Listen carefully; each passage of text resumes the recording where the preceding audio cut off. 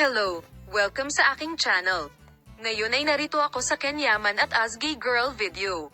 Ang mahuhusay na aktres na si Ozgie Girl at ang kanyang kasamahan na si Ken Yaman ay nagulat sa kanilang mga tagahanga sa hindi inaasahang pag-anunsyo na magkasama sila sa isang bagong bahay. Ang balita ay nagdulot ng isang aypoypo ng haka-haka at damdamin sa Turkish entertainment world, na nag-iiwan sa lahat na nagtataka tungkol sa mga panalangin at pangunawa ng kanilang relasyon sa matapang na lalaking ito. Ang anunsyo ay ginawa mismo ni Ozgie Girl sa mga social network, at ibinahagi niya ang isang larawan ng kanyang sarili sa harap ng pintuan ng kanilang bahay na may malalawak na ngiti na nagpapalabas ng kaligayahan at pakikipagsabuatan. Kasabay ng mensaheng puno ng pagmamahal at pasasalamat, nilinaw ng imahe na nasa sabik ang mag-asawa para sa bagong kabanata ng kanilang buhay.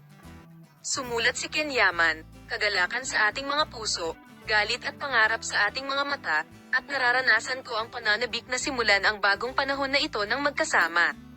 Salamat sa pagiging katuwang ko sa buhay, aking pinagkakatiwalaan at aking matalik na kaibigan. Nasasabik ako sa kung ano ang hinaharap para sa atin."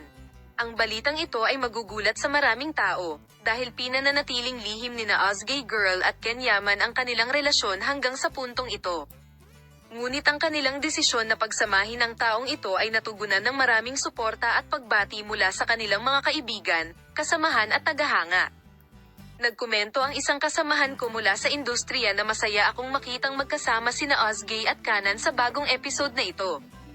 Sila ay dalawang kamanghamanghang mga tao at sila ay umakma sa isa't isa ng perpekto.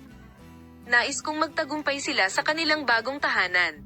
Ang balita ay nagbigay din ng iba't ibang bersyon ng kinabukasan ng relasyon nina Ozgie at Sihan Hoka, kung saan marami ang nagtataka kung ang lalaking ito ang simula ng mas malalim na pangako sa pagitan ng mag-asawa. Salamat sa panonood ng aking video. Paalam, makita ka sa mga bagong video.